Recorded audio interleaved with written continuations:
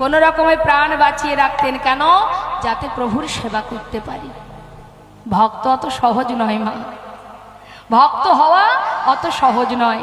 5 বছরের ছোট্ট শিশু প্রহ্লাদ, তার কি অপরাধ ছিল?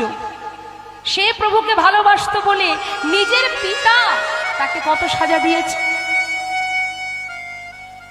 ভগবান বললেন, যে করে আমার আশ আমি তার করি সর্বনাশ, তথাপিও যে না ছাড়ে আমার পাশ,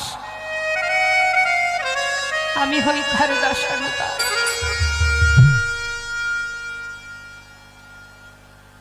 অত সহজ নয়। জীবনে যত কষ্টই পাই না কেন, যত দুঃখই পাই না কেন, প্রভু তুমি ছাড়া আমার আর কেউ নাই। একবার চিন্তা করে দেখুন মাতা দ্রৌপদীর কথা। সভাতে তো কত মানুষ ছিল, আমরা কখনো কখনো বলি না যে আমার কেউ নেই।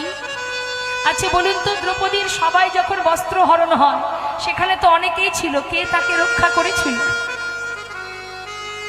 কেউ কি করতে পেরেছিল? কত মানুষই তো ছিল, তার নিজের 5টা স্বামী ছিল। সে তো অর্জুনের কণ্ঠে মালা পরিয়েছিল একজনের সহধর্মিণী হবে বলে, কিন্তু দুর্ভাগ্যবশত তাকে 5 পুরুষের সহধর্মিণী হতে হয়েছিল। শুধু তাই নয়, সভাতে যখন 5 জন স্বামী আছে তা সত্ত্বেও যখন সেই রমণীর বস্ত্র হরণ হয়, এত জন ছিল, এত গুরুজন ছিল, স্বামী ছিল, কেউ তো তাকে রক্ষা করতে আসেনি, একজনই রক্ষা করেছিল। রে বল, তাই রক্ষার মালিক একজনই ভগবান। তিনি যেমন দুঃখ দেন তেমন আবার রক্ষাও করেন।